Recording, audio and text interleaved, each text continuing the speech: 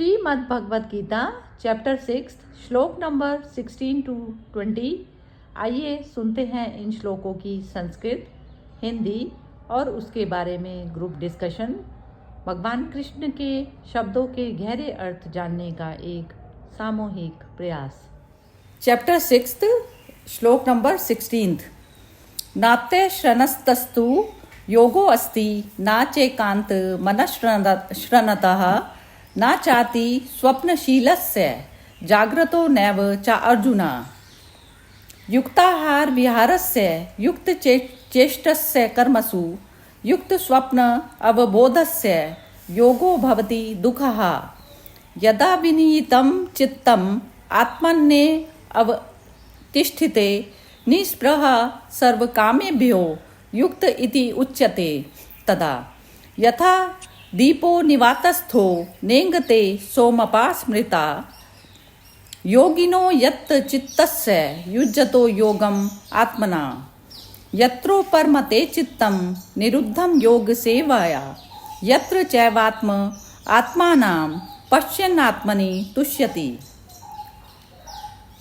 हे अर्जुन, यह योग ना तो बहुत खाने वाले का, ना बिल्कुल ना खाने वाले का, ना बहुत शयन करने वाले स्वभाव वाले का, और ना सदा जागने वाले का ही सिद्ध होता है।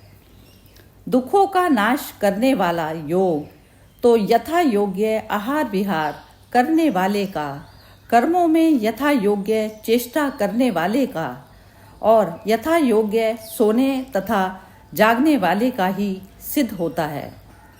अत्यंत वश में किया हुआ चित्त जिस काल में परमात्मा में ही भली भांति स्थित हो जाता है, उस काल में संपूर्ण भोगों से स्प्रिया रहित पुरुष योग युक्त है, ऐसा कहा जाता है। जिस प्रकार वायु रहित स्थान में स्थित दीपक चलायमान नहीं होता, वैसी ही उपमा परमात्मा के ध्यान में लगे हुए योगी के जीते हुए चित्त की कही जाती है। योग के अभ्यास से निरुद्ध चित्त जिस अवस्था में उपराम हो जाता है और जिस अवस्था में परमात्मा के ध्यान से सूक्ष्म बुद्धि द्वारा परमात्मा को साक्षात करता हुआ सच्चिदानंद घन परमात्मा में ही संतुष्ट रहता है। हाँ जी, नीलम जी आप एक्सप्लेन कीजिए इन सबको। हाँ जी, इसमें पहले तो ये लिखा हुआ है कि ना बहुत खाने वाला और ना कम खाने वाला, ना ज्यादा सोने वाला ना ज्यादा जागने वाला। योगी को ऐसा नहीं होना चाहिए। मतलब अल्टीमेटली लाइन का मतलब यही है कि आपको मीडियम पाथ में चलना है, सम्यक भाव में चलना है। ना बहुत अधिक कोई काम करना है, ना बहुत कम कोई काम करना। विवेक बुद्धि से चलते हुए जितना रिक्वायर्ड है उतना ही करना है। आहार करना है तो यथा योग्य आहार करना है। कुछ भी काम करना है तो जितनी चेष्टा रिक्वायर्ड है उतनी ही करनी है। अगर आप बिल्कुल ही एक काम के पीछे पड़ जाएंगे और आराम नहीं करेंगे तो फिर आपको एग्जॉशन हो जाएगी। तो फिर आप कैसे उस काम को कर पाएंगे।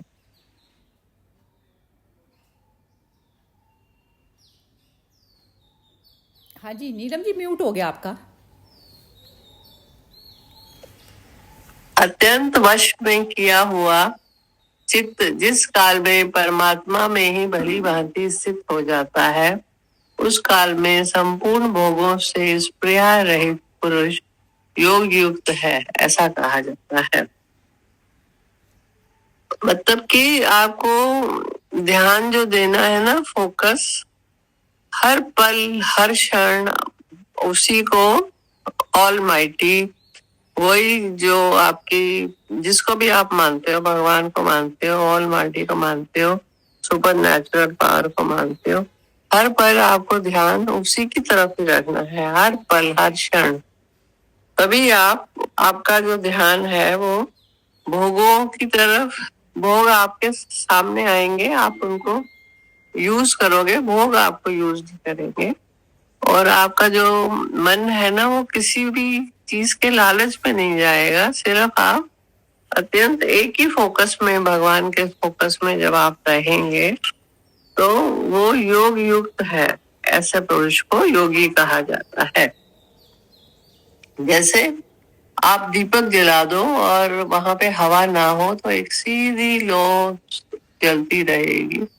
उसी प्रकार आपका मन भी स्ट्रेट परमात्मा के ध्यान में हर समय परमात्मा के ध्यान में रहेगा। जैसे कि कुछ लोगों की आदत होती है, नीचे उतरते हैं, चलो भगवान जी हमारे साथ चलो। ऊपर आते हैं, कोई काम करने लगते हैं, चलो भगवान जी हमारे साथ चलो। ये जो आदत होती है, इसमें वो अपने को हर पल याद दिलाते हैं। कुछ लोगों को इतने पहुंचे होते हैं कि उनको याद दिलाने की जरूरत नहीं होती। एक व्यक्ति थे, वो ऐसे करते थे, चलो भगवान जी चलो। मेरे को भी यही बात अच्छी लगती, कोई काम करो भगवान जी को याद करो, तो अपने आप ही आपको मैना की आदत हो जाएगी कि मैं नहीं कर रही हूँ, वही ऊपर वाला मुझे निमित्त मात्र करा रहा है। अब अगला है, उसमें भी यही कहा है कि जिस अवस्था में योग के अभ्यास से, इस तरह के अभ्यास करते करते अब परमात्मा के ध्यान में बिल्कुल आपकी हर समय बुद्धि परमात्मा के ध्यान में होगी, तो वो शुद्ध हो जाएगी, वो सूक्ष्म हो जाएगी। आप हर चीज को समझ पाओगे। सूक्ष्म का मतलब है हर चीज को समझ पाओगे। और परमात्मा का साक्षात करता हुआ सच्चिदानंद घन परमात्मा में ही संतुष्ट रहता है। उसको दुनिया का लालच नहीं होता, दुनिया में रमता नहीं है, रहता है पर फिर भी कमल की तरह वो अलग दुनिया से रहता है, अपने आप में संतुष्ट रहता है। अगला करना है कि नहीं? बस 20 तक। हाँ, मैं एक कमेंट आपके लिए दे रही हूँ आज नीलम जी। ये जैसे आपकी क्लैरिटी बढ़ गई ना, बढ़ गई या क्लियर मतलब हो रहा है, तो आपकी आवाज जो है वो बहुत ज्यादा बेटर हो गई पहले से। अच्छा। वो नहीं, मतलब उसमें कहना ध्यान नहीं रहता है, मुझे ध्यान रहता है कि लोग सुन रहे हैं तो मुझे ध्यान से हाँ, तो वो अब सुनाई देने लग गई है आराम से। तो उसमें बहुत इम्प्रूवमेंट अपने करे से नहीं हुई, ये ध्यान जैसे जो आपने बोला ना, ध्यान शब्द से हुआ, ये बहुत बढ़िया है। तो यही चीज है, बहुत ही बढ़िया। आपकी कमेंट ना मतलब मजा आ गया सुन के, बहुत ही सुंदर बोली है। हाँ जी, हर्षा जी आप बोलिए अब। हेलो। हाँ, अभी नीलम जी ने इतना सुंदर समझा दिया है। एक सेकंड हर्षा जी, मैं दीपा को बता दूं बस जरा सा कौन सा। दीपा, ये आज का नहीं, ये 16 से हमने 20 तक एक्सप्लेनेशन कर रहे हैं। अभी मैंने एक्सप्लेन नहीं किया है, अभी हर्षा जी कर रही हैं एक्सप्लेन। ठीक है, अच्छा जी, ओके। हाँ, तो ये जो बोलते हैं ना कि आत्मदर्शन, जो हम लोग बात करते हैं ना, तो आत्मदर्शन का पूरा अनुभव इसमें तो हमें मिल गया। और नीलम जी का तो इतना अच्छा एक्सप्लेनेशन था कि जैसे बहुत कुछ ऐड करने का जरूरत ही नहीं होता है, कि अपने आप को मध्यम मार्ग में, बैलेंस्ड पाथ, बुद्धा भी बोलते थे ना, 8 पाथ इज मिडिल पाथ। तो ये जो बैलेंस रखकर चलना, वो बहुत विवेक का काम होता है। क्योंकि कई बार जैसे अभी पानी पूरी बहुत अच्छा लगता है तो हम लोग बहुत जास्ती खा लेते हैं, दूसरा दिन पेट खराब। तो वो अभी जैसे अभी अपना उम्र के हिसाब से और ज्ञान के हिसाब से हमें अवेयरनेस से सब चीज खाना पीना उठना बैठना। और हम जब सत्संग में जो जाते थे ना, तो भगवान गुरु जी जो थे, दादा लक्ष्मी भगवान, जो कहते थे कि 1 मिनट भी जास्ती और नहीं बैठो जहाँ जरूरी नहीं, मालूम नहीं कौन सा गलत कर्म हो जावे। तो ये जो सुजागी हम रखते हैं ना, कि दर एक चीज में जहाँ जरूरी है उतना ही हम बोलना करना उठना बैठना, तो हमारे अंदर का जो विवेक है वो बहुत अलर्ट और जागृत हो जाता है। दूसरी बात उन्होंने बहुत अच्छी कही थी कि जो काम में हम लोग एकदम मशहूर हो जाते हैं, फिर हम लोग भूल जाते हैं, फिर अपने आप को इतना थका देते हैं कि फिर वी आर एग्जॉस्टेड। तो ये जो चीज है ना, वो जो एनर्जी कंट्रोल, वो भी बहुत संयम की बात होती है। तो हम जब मम्मी के साथ बचपन में, हम लोग मम्मी है ना, वहाँ श्रमदान करने जाते थे। तो क्योंकि तीनों मासी की बहनों, तीनों लड़के लोग वहीं थे, तो उनको भी सब तीनों मासी बोलते थे। तो मैं उनके साथ जाती थी, तो छोटी थी तभी, तो इतना सब अट्टाका बांधने का होता था। रोटी बनाने का। तभी मशीन नहीं थी रोटी बनाने की, तो श्रमदान जैसे कलकत्ता का ग्रुप गए, तो वहां में भी उन लोग बोलते थे कि देखिए इतना सब काम लेकर आप बेचैन मत हो जाइए। तो उन लोग का ट्रैफिक कंट्रोल म्यूजिक चलता था तभी भी। तो 5 मिनट सब कोई एकदम एकांत में ध्यान करते थे, फिर वापस 5 मिनट के बाद बोलते रेस्ट करो, कोई पानी पिए, फिर वापस काम शुरू करो। तो इस तरह से काम इतना सुंदर रीत से होता था। तो अभी तो क्या है ना कि कितना मशीनें आ गई है, कितना एडवांस हो गया है, वो रौनक भी नहीं रही जो पहले का, जो हाथ से जो बनाते थे वो भी जरूरी है, अभी इतना लोग बढ़ गए तो। पर जो ट्रैफिक कंट्रोल का जो है ना, वो मुझे तो दिनचर्या में भी बहुत यूजफुल लगता है कि कई बार हमें कोई बात उलझन में फंसा देती है, तो 2 मिनट स्टेप बैक। तो वो स्टेपिंग बैक जो प्रोसेस है ना, गोइंग टू योर सोर्स, कि कहाँ तुमको जाना है और ये क्या जो हो रहा है और तुमको इससे क्या लेन देन है। तो ये जो क्वेश्चनिंग जो आ जाती है ना, तो ये माइंड को तुरंत अगेन फोकस में ले आती है। और लास्ट में उन्होंने क्या किया, ओनली द सेल्फ, या वो जब एकदम हमने काबू पा लेते हैं अपने इंद्रियों पर, तो आत्म स्थिति में जो हम अपने आप को एस्टेब्लिश कर लेते हैं, तो फिर क्या हो जाता है कि आत्मदर्शन हमें मिल ही जाता है, कोई ना कोई रूप में, कोई ना कोई फॉर्म में, और हम भी रिसेप्टिव होते हैं, तो हमें भी मिल जाती है। और जो भी स्टिमुली हमारा लाइफ में आती है, जो भी बाहर के जो सर्कमस्टांसेस आते हैं ना, वो हमें ना ऐसी रिस्पॉन्स देने से मैंने कि अलाउ ही नहीं करेंगे कि हम गलत रिस्पॉन्स दें। इतनी जागृतता में हम आ जाते हैं क्योंकि माइंड स्थिर हो गया है। माइंड अभी रिएक्टिव माइंड नहीं रहा, रिस्पॉन्सिव माइंड हो गया है। रिस्पॉन्स करके करेगा, सोच समझ कर बोलेगा। तो ये जो है, ये जागृतता तो बहुत सत्संग से ही आती है। हम तो बोलते हूँ, मेरे में भी इतना अच्छा अभी सुजागी आती जा रही है, क्योंकि कितना बार हम स्वभाव को परिवर्तन नहीं कर सकते हैं, पर ये सुन सुन करके सोच में जाओ, आत्मसिद्धि में जाओ, अपने आप को स्थिरता में ले आओ, समानता में ले आओ। तो ये जो इक्वालिटी का स्टेट की तरफ जो आ रहा है, वो आत्मचिंतन से ही होता है, क्योंकि वही तो है एक जो हमें बोलते हैं ना, मुक्ति भी वही दिलाती है।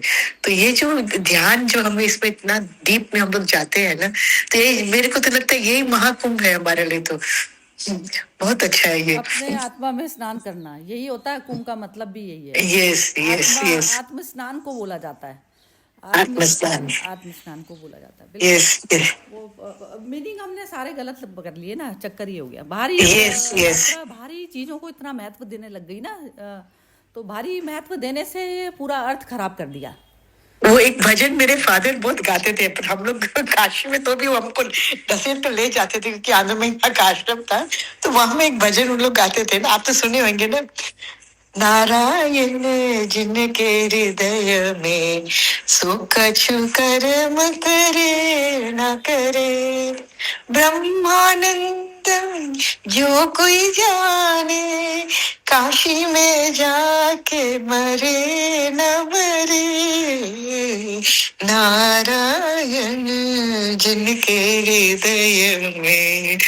ये महाकाश में भी ये बहुत गाते थे, पर हम लोग उनको चिढ़ाते थे, इतना क्यों आपको ले जाते हो का।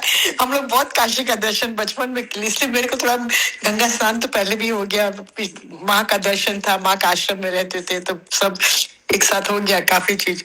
पर ये जो भजन जो है ना, वो मुझे अभी जैसे बोलते हैं ना कि आत्मदर्शन हो गया तो कुंभ तो वही हुआ, जिसका ऐसा हो जाती है ना मानसिक स्थिति, जिसकी ऐसी हो गई जो आप बोल रही है ना हर्षा जी, तो वो शमशान में भी बैठा हुआ है, उसके लिए शमशान भी एक उत्सव होता है।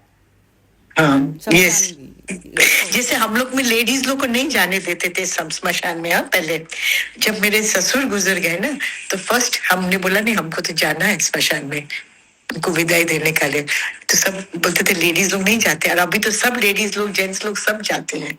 अभी तो कुछ रहा नहीं है। तो स्मशान, ये जो स्थिति होती है, जैसे आप फिजिकल तौर पे भी मत लीजिए कि जैसे बाहर में शमशान में जाना नहीं जाना, चलो वो भी सब चीजें नहीं है। शमशान भी कौन सी शमशान, अपनी ही शमशान के ऊपर ही तो आनंद का फूल खिलता है। अहंकार भाव का जब तक शमशान में नहीं चला जाता अहंकार भाव, तो तब तक उसके बाद, उससे पहले तो आनंद ही नहीं है ना।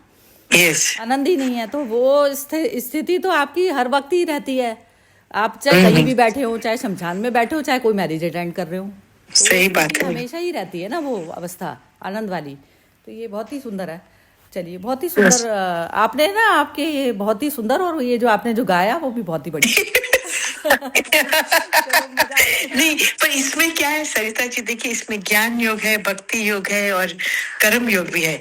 ये जो 4 श्लोकों में हमें सब योग का एक, जैसे बोलते हैं ना, त्रिवेणी संगम हो गया अभी इसमें, ये नो, ये ज्ञान योग, भक्ति योग और कर्म योग का, मेरा तीनों का पता भी है। कैसे शुरू होता है आशा जी, मैं इसमें मतलब अभी ये तो एक्सप्लेन मैं बाद में करती हूँ, लेकिन ये जैसे कर्म योग पहले करती हूँ। पहले कर्म योग किया कि कर्म एक स्टेप बढ़ाया उसके प्रति, उसको समर्पण कर दिया। समर्पण किसको कर दिया? अपने आप को ही स्वयं पूर्ण ज्योति को कर दिया, जो मेरे अंदर उसकी ज्योति है, उसको समर्पण कर दिया। अब वही मुझे ज्ञान देगा कि अब मुझे क्या करूं, क्या नहीं करूं।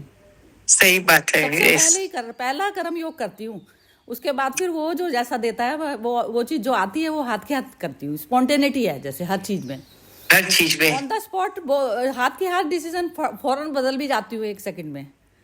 शेरबिंदु, ये जो आप बोलते हैं ना, सावित्री में बहुत अच्छा समझाया है, हाँ?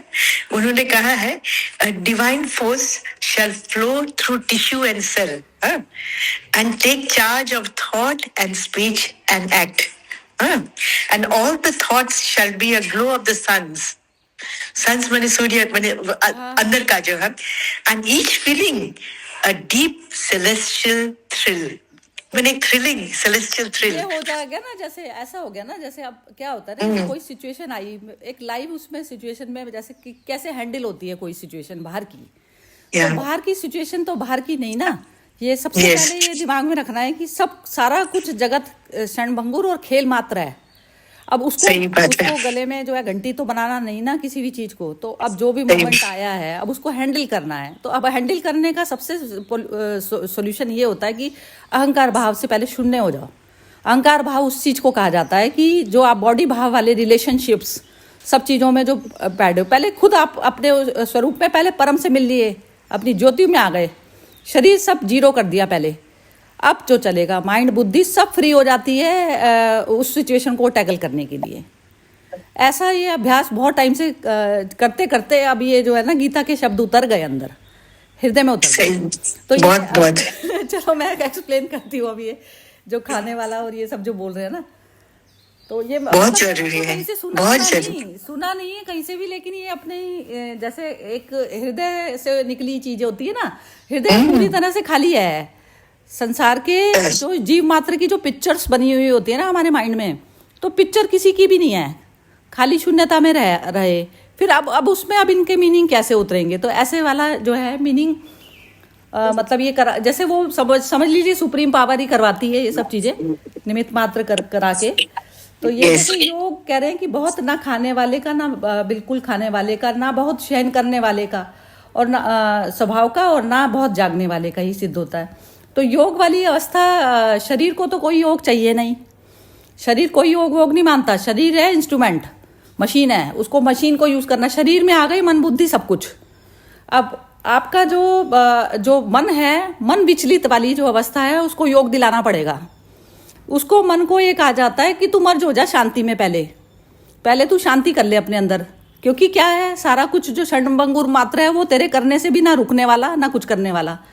तो अब जब आपने अपने आप को पूरी तरह से पूर्ण समर्पण कर दिया, तो बहुत ज़्यादा जो नॉलेज लेते हैं कि संसार में, जैसे मुझे प्रॉब्लम है कुछ घर में, मेरा मैटर घर का है, और मैं ना सारी किताबें बुक्स दूसरी पढ़ती चली जा रही हूँ नॉलेज की, वो मेरे लिए फ़ायदा करेगी नहीं करेगी ना कुछ भी उस समय।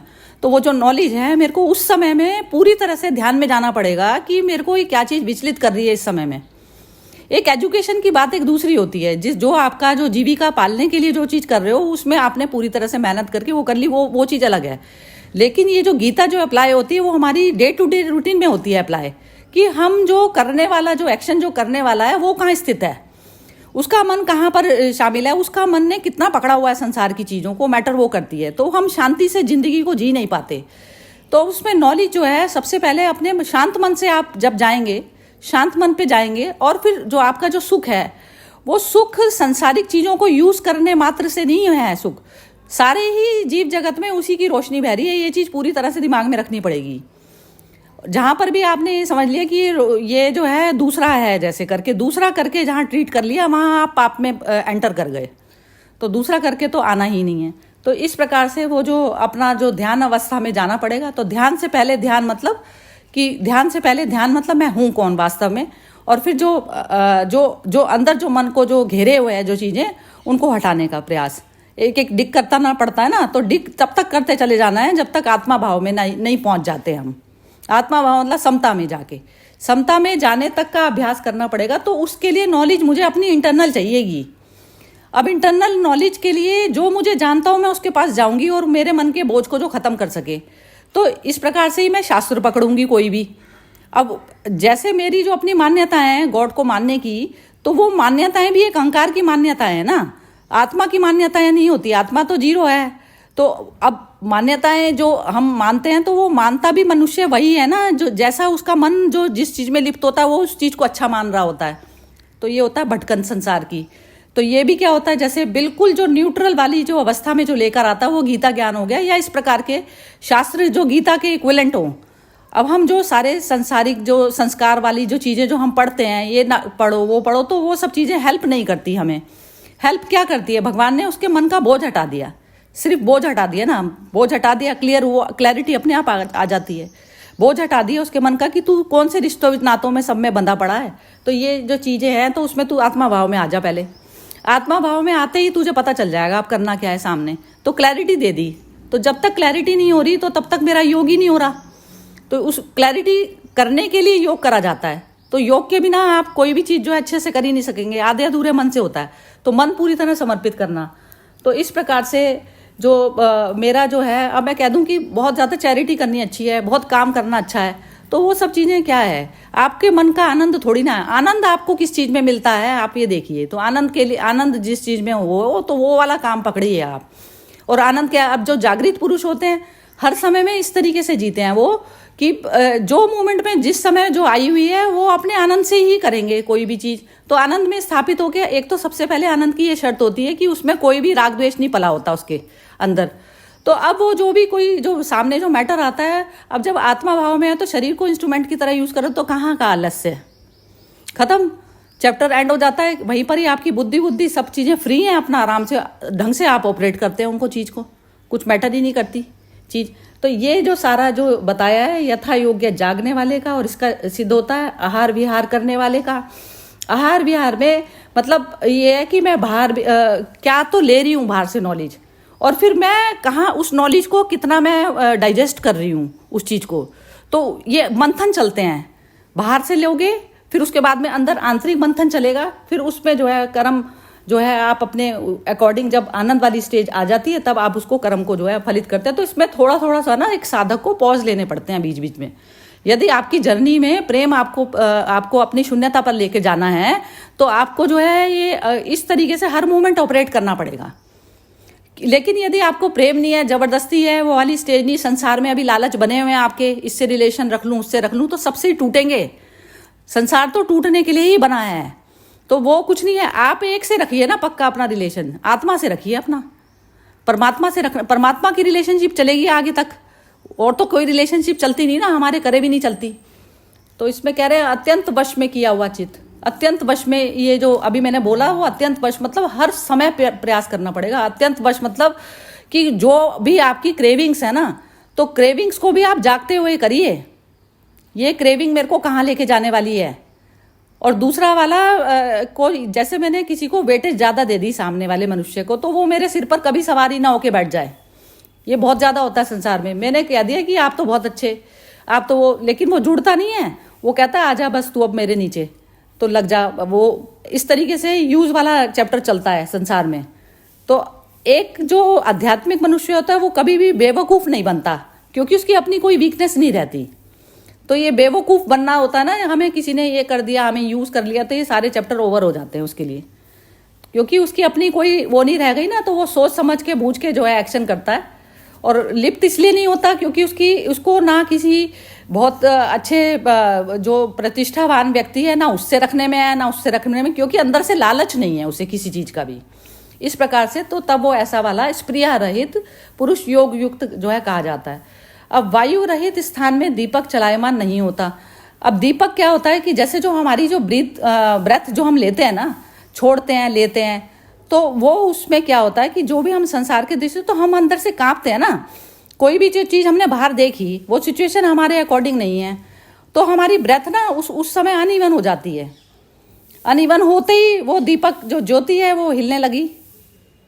उस ज्योति की बात हो रही है ये ज्योति, जो मैं हूं ना, मैं हिलने लग गई ना। यदि वो सांस में मेरे अंदर गया जो सीन, और जो मैंने छोड़ा बाहर, तो वो मेरी अनइवन ब्रेथ हुई। जब मेरी इवन ब्रेथ चलती है ना, छोड़ना भी और लेना भी, मतलब मेरा बाहरी सिचुएशन मटेरियल सिचुएशन है, तो मटेरियल को देखकर मेरे अंदर यदि कंपन आ रहा है, तो मेरी ज्योति बार बार हिल रही है।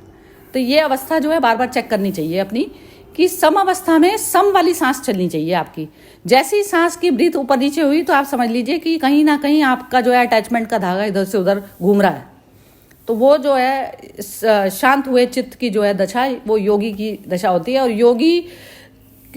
योग के प्रति यदि आपका प्रेम है, तो ये अवस्था आपको हर वक्त अपनी अपनी ब्रेथ पे देख लीजिएगा कि कभी ऊपर नीचे हो रही है, तो कि कहीं ना कहीं जो है गड़बड़ चल रहा है सारा सीन। मतलब मन जो है भारी क्षणभंगुर संसार में कहीं ना कहीं फंसना अभी भी है। योग के अभ्यास से निरुद्ध चित्त जिस अवस्था में उपराम हो जाता है, अब इस पे को ना सारा मन और चित्त पे करना होता है काम हमें, तो उपराम हो जाता है योग के अभ्यास से निरुद्ध चित्त, जिसने इस प्रकार से संयम कर लिया और वो जो है सारी मटेरियल जगत को मटेरियल जान लिया, क्षणभंगुर जान लिया जिसने, और फिर उसमें जो है ब्रेथ पे करके और इवन बिल्कुल ब्रेथ जिसकी हो गई, वो कह रहे हैं कि उस अवस्था में परमात्मा के ध्यान से शुद्ध हुई सूक्ष्म बुद्धि के द्वारा साक्षात करता हुआ। बुद्धि इस प्रकार से हो गई ना, सूक्ष्म और बियॉन्ड बुद्धि उसको कहा जाता है कि जहाँ पर बुद्धि मटेरियल को मटेरियल जान लिया बस। अब मटेरियल के कारण आप एक मशीन चल रही है, अब मशीन के कारण आप ऊपर नीचे हो रहे हैं। सारी ये जगत की मशीनें हैं टोटल। जो आत्मज्ञानी मनुष्य है ना, वो इस तरीके से देखता है चीज़ों को। सब जो है कठपुतली की तरह से, जैसे कहते हैं ना कि बाहर सीन से यदि मैं अंदर से मेरा परिवर्तन हो गया, तो मैं भी केमिकल में हो गई ना इंक्लूड। आत्मा को आपने केमिकल बना दिया, चैतन्य उसमें से जागृति नहीं हुआ। केमिकल रिएक्शन होते हैं ये सारे। बाहरी कोई शब्द आए, उससे अंदर हमारी रिएक्शन हो गया, तो मैं केमिकल में मर्ज हो गई। उस समय मेरी चेतना गायब हो गई। जो चैतन्य होगा, तो चैतन्य पे जब तक आप ध्यान नहीं देंगे ना, तो तब तक वो चीज़ नहीं चलती। तो मटीरियल को मटीरियल जानना है, बॉडी मटीरियल है, मन बुद्धि अहंकार सब मटीरियल है, क्योंकि मटीरियल से पैदा हुई हुई चीज़ें हैं। इन सब को जीरो करके इनकी समाधि के ऊपर जो है बुद्धत्व का फूल जो है खिलेगा, तो वो परमात्मा की दशा होती है। तो वो हमेशा जो है ध्यान भी जो करना है ना, ये ध्यान भी की भी टेक्निक्स जो भी है, लेकिन इसको माइन्यूटली समझना बहुत ज़रूरी है कि ध्यान कहते किस चीज़ को है। तो अब इसके बारे में आप जरा इससे पूछते हैं दीपा से। हाँ दीपा, जरा आप बोलो।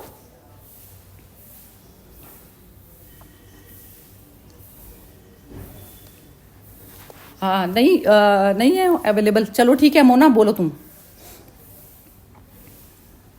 नहीं जी, हेलो। हाँ दीपा, एक मिनट मोना बोल रही है दीपा। हाँ दीपा बोलो।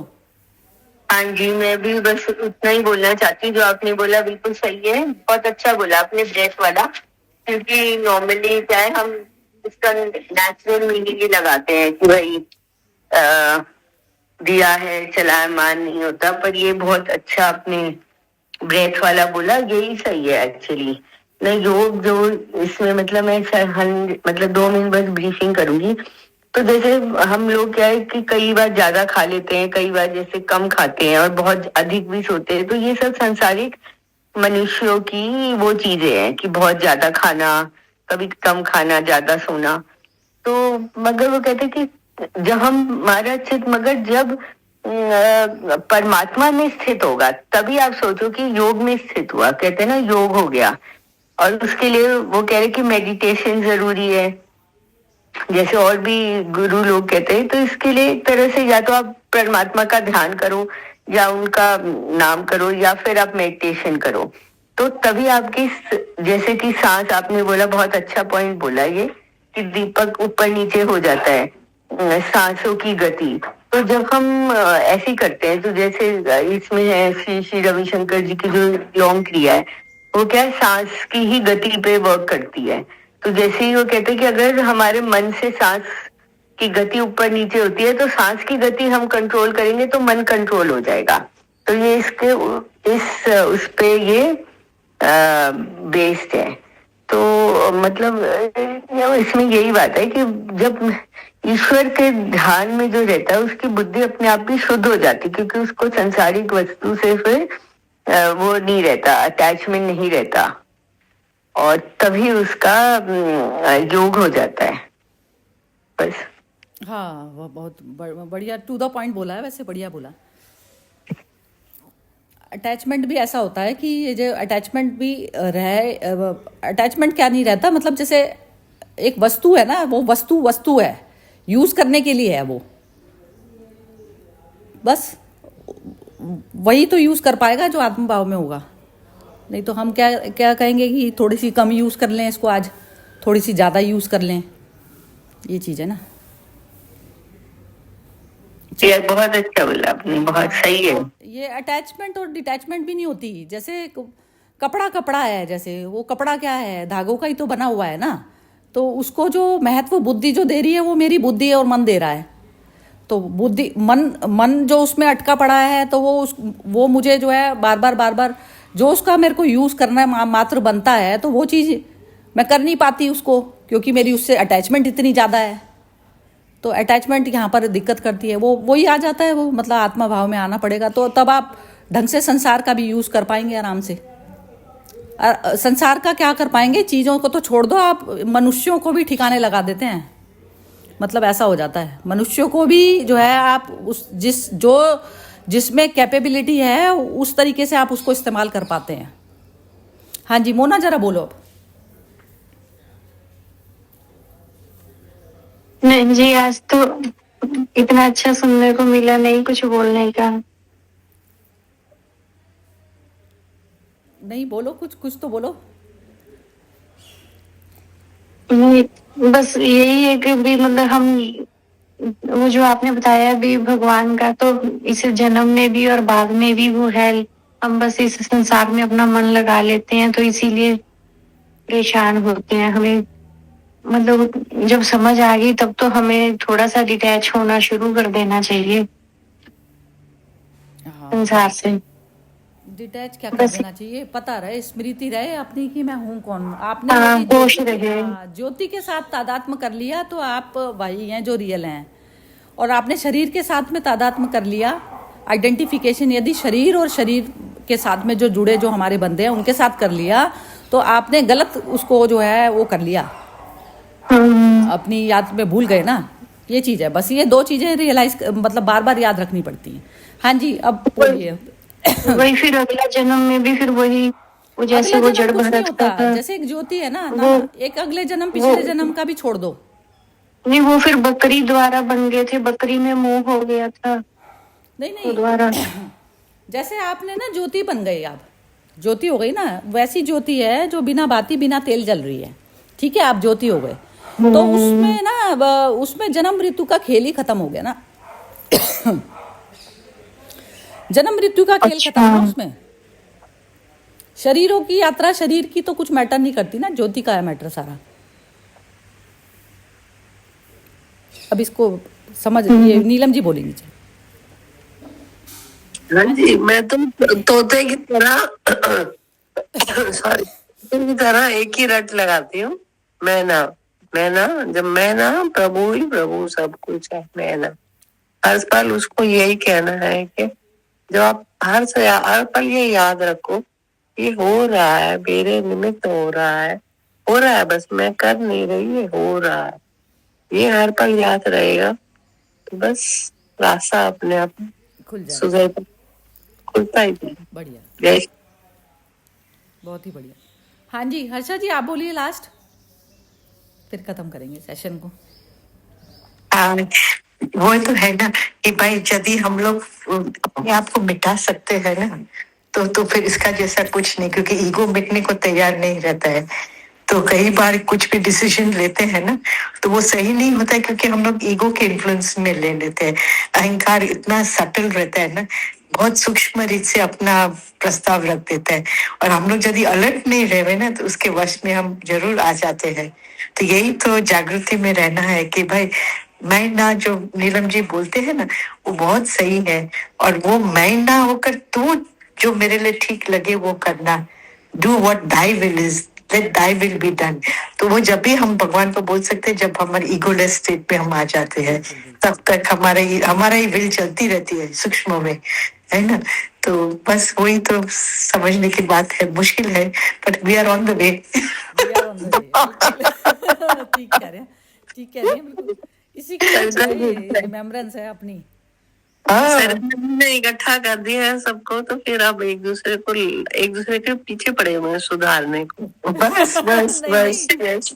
ऐसा नहीं है, वो तो सुधराए हैं सब। ये ना सुन के अच्छा बड़ा लगता है, एक दूसरे की जो कमेंट्स होती है ना, तो एक्चुअली है ना इंटरेस्ट वैसा वाला तो इंटरेस्ट ही खत्म हो चुका ना। बाहरी चीजों में तो कोई खास इंटरेस्ट, मतलब जैसे ये होता है ना कि कहीं पहले मन दौड़ता था इधर उधर, तो सारी दौड़ पे से देख ली कि दौड़ो में क्या रखा था। तो वो बहुत पहले मैं दादा लक्ष्मी के ग्रेटर कैलाश में सत्संग होता था, जाती हाँ हाँ थी। वहाँ पे वाणी हाँ, वाणी उनका मैं भी बहुत सुनी। और हम लोग ऐसे जाते थे नीलम जी, मैं और मेरी देरानी, हाँ, सोमवार को मेरा दिन, गुरुवार को उसका दिन। तो क्या होता था कि सोमवार को मैं चली जाती थी, क्योंकि उसका 3 बच्चे थे, मेरे 2 थे। और तो हम लोग बोले कि सोमवार को मेरे को कमती काम रहते, तेरे को जास्ती, तो तू जा। गुरुवार का दिन थोड़ा वीकेंड हो जाता है ना, थोड़ा रिलैक्स रहती थी वो। तो गुरुवार का दिन वो जाती थी, सोमवार को मैं जाती थी। हम लोग यहाँ से सायन जाते थे, it used to take us half an hour. पर घर का लोग भी, मेरी सासू भी बहुत मानती थी ना, तो बोलते नहीं नहीं जाओ, तुम लोग को अच्छा लगता है। और सत्संगी लोग मेरे घर में भी आते थे। और उनका द्वारा हमने मेरे सासू का भी द्वारा हमने दादा लक्ष्मी का दर्शन बहुत बार किया। तो ये सब घर बैठे बैठे गंगा तो आप बहुत आती गई, पर कभी कहाँ गायब हो जाती है गंगा, मालूम नहीं पड़ती है। अभी वापस आ गए लाइन में। अच्छा, तो वो कहते थे दादा लक्ष्मी की वाणी में एक बार ही आया कि आप मान लीजिए कुछ कर रहे हैं, आप भगवान के भजन कर रहे हैं या कोई हाँ, यस यस, भगवान के भजन तो बहुत है। जब मेरी सासू का शरीर छोड़ा तो उन्होंने यही किया था ना। उन्होंने ये, आपको ये भजन याद होगा ना, सच्चिदानंद है तू, ब्रह्मानंद है तू, जीव माना बन गया क्यों देखा दीवाना। पूरा इन लोग ने ये भजन गाए थे वहां में। और हम लोग को भी बोले कि भाई एकदम शांत रहो। नीलम जी बोल रही है, हाँ जी बोलिए। जो बात शुरू करी थी वो तो बोलने दो। वो कहते थे आप पूजा कर रहे हो, ऐसे हो, कोई काम कर रहे हो, दरवाजे की घंटी बजी, तो अगर आपके लिए वो बंदा आया है या आपका काम है, जिसने दरवाजा खोला है, तो आपको बुला लेगा।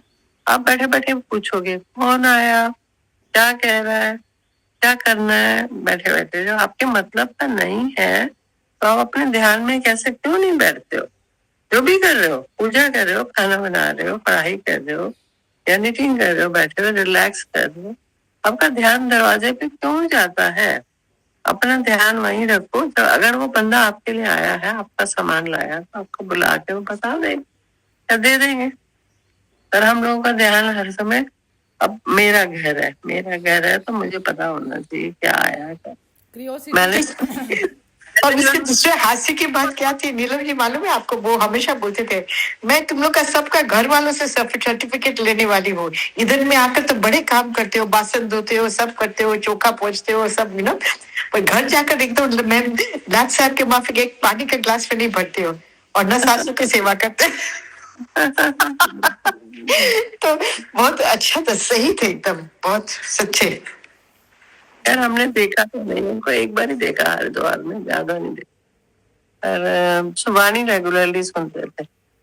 ऑफिस में थी, मैं ड्यूटी में थी, तो इतनी ज्यादा नहीं जा पाती थी। जब भी जाती थी बड़े ध्यान से, बहुत ही अच्छा लगता था। चलो जी सरिता जी, आप फाइनल करो। हाँ जी, बहुत ही बढ़िया बोला।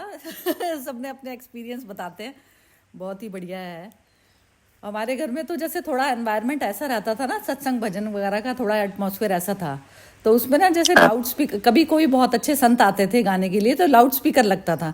और उस टाइम ना जैसे 10th के बोर्ड चल रहे हैं या 12th के बोर्ड चल रहे हैं, तो उसमें जो नीलम जी ने जो बात बोली ना कि उठ के वो हमें बुला लेगा, वो कर लेगा, तो जैसे कोई कह दे कि वो संगीत है तो वो स्पिरिचुअल है, तो वो उस समय लेकिन वो भी चीज में ना कंसंट्रेशन जो हम पढ़ाई की तरफ पर करते थे और उस तरफ पे से बिल्कुल अपना ध्यान हटाना पड़ता था।